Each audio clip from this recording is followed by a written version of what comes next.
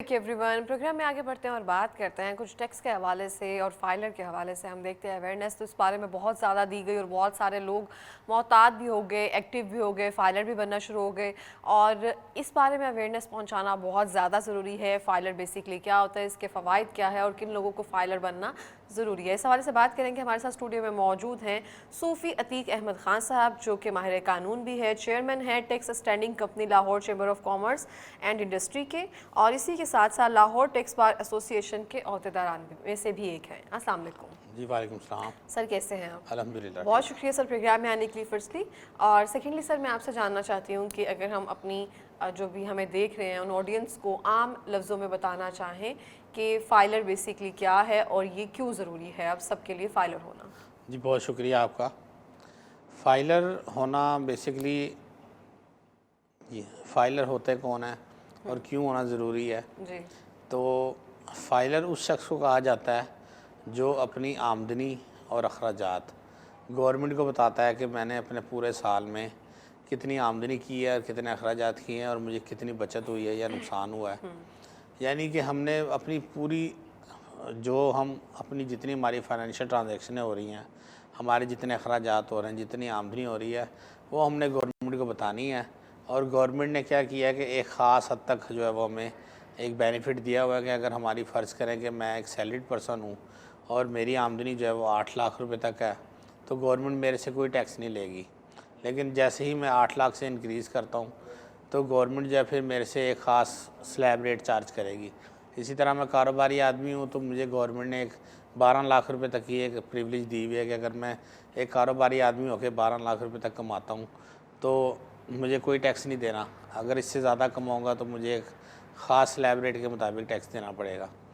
अब ये टैक्स क्यों देना पड़ेगा, क्या ये हम पे फ़र्ज़ होता है, और कह लें कि हर बंदे को ही फाइलर होना क्यों ज़रूरी है। तो इसकी 2-3 वजूहात हैं। सबसे पहले तो हम इस्लामी मुल्क हैं, इस्लामी निज़ाम में जो इस्लामी मुआशी निज़ाम है उसके अंदर भी जो महसूल का निज़ाम है वो शामिल है बड़ी देर से इसमें।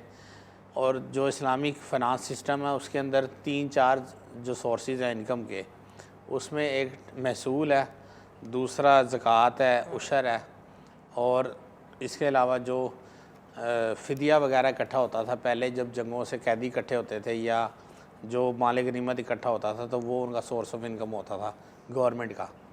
अब गवर्नमेंट क्या करती है कि ये जो टैक्स इकट्ठा करती है उससे जो हमारे प्रोजेक्ट होते हैं, जिस तरह के सड़कें बनानी है, हॉस्पिटल बनाने हैं, वो इस मद में सरकारी मुलाजमीन के जो अखराजात होते हैं वो सारे टैक्स के पैसे से पूरे किए जाते हैं।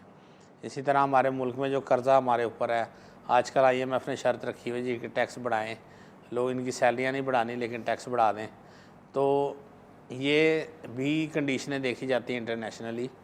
तो फाइलर बनने से क्या होता है? फाइलर बनने से सबसे पहले ये होता है कि अगर मैं एक आम आदमी हूँ, इंडिविजुअल हूँ, और गवर्नमेंट मुझे कह रही है कि मैं फाइलर बनूँ, तो उससे मेरी ज़ात को क्या फ़ायदा होगा?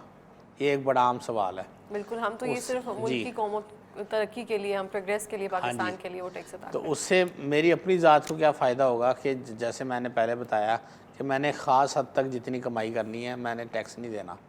उसके बाद जो मैं जितने ज़्यादा कमाई करूँगा मैंने उसके ऊपर बहुत मिनिमम टैक्स देना है। फ़र्ज़ करेंगे अगर मेरी आमदनी 20 लाख रुपए सालाना है तो मैंने उसके ऊपर सिर्फ 2 से 2.5% टैक्स देना है, जो कुछ भी नहीं है, और वो हम चुराते हैं, छुपाते हैं। लोगों को एक जो है ना कौम के अंदर एक अजीब सा, पहले ही काफ़ी लोगों ने जो है ना वो एक टेरर क्रिएट किया हुआ है कि पता नहीं फाइलर बन जाएंगे तो क्या गवर्नमेंट आके हमारे जायदादें छीन लेगी या हम पे कोई जुर्माना लगा देगी, या जो है वो मेरे नाम अगर 10 गाड़ियाँ तो गाड़ियाँ सील कर लेगी। ऐसा कुछ भी नहीं होता।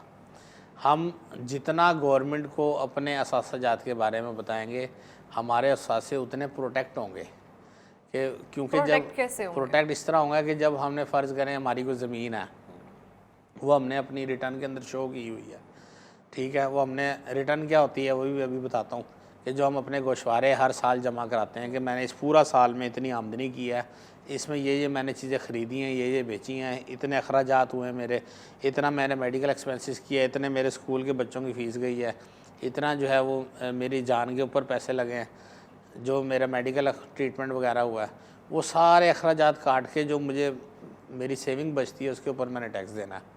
तो जब हम अपनी एसेट्स को हम डिक्लेयर करेंगे, फ़र्ज़ करें मेरी कोई ज़मीन है, मैं उसको डिक्लेयर करता हूँ अपने असासे में और गवर्नमेंट के रिकॉर्ड में वो चली जाती है, कल कला को उस ज़मीन की बाबत कोई लिटिगेशन स्टार्ट हो जाती है, कोई कब्ज़ा कर लेता है, कुछ कर लेता है, तो गवर्नमेंट के क्योंकि रिकॉर्ड में वो पहले से मौजूद होगी तो मुझे वहाँ से बेनिफिट मिलेगा, मेरी वहाँ जो मलकियत है वो स्ट्रॉन्ग हो जाएगी लीगल पॉइंट ऑफ व्यू से।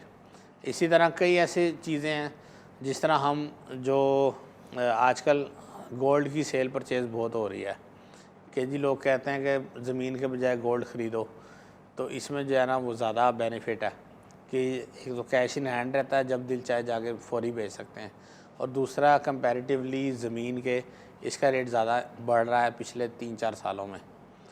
तो अब जितनी जो ये ट्रेड सिस्टम हो रहा है उसमें भी सोने को ज़्यादा ख़रीदा जा रहा है। तो सोने को जब तक पहले क्या करते थे कि लोग जो रिटर्नें फाइल करते थे उसमें खुद ही से जो टैक्स कंसल्टेंट होता था वो कहता था जी आप 20 तोले सोना लिखवा लें, 25 तोले सोना लिखवा लें, ताकि आपकी वेल्थ जो है ना वो बढ़ जाए। अब वो वेल्थ बढ़ने से क्या होता था कि हमारे बेनिफिट होता था कि अगर हमने कहीं बाहर ट्रैवल करना है तो उसके लिए वो बैंक स्टेटमेंट वगैरह मांगते थे, वेल्थ स्टेटमेंट मांगते हैं। कहीं पर किसी लॉ कॉलेज में या मेडिकल कॉलेज में ख़ास तौर पे जो बड़े कॉलेजेस हैं जैसे लम्स वगैरह, ऐसों में अगर दाखिला लेना हो किसी के बच्चे ने, गरीब के बच्चे ने ख़ास तौर पे, तो वो वेल्थ स्टेटमेंट मांगते हैं कि जाके अपने बाप की वेल्थ स्टेटमेंट लेके आओ कि वो इस काबिल भी हैं कि हमारी फ़ीसें अदा कर सकेंगे। अच्छा, ये बात मुझे नहीं पता थी। तो इसलिए जो है वो उसमें अपने आप को अमीर शो करते थे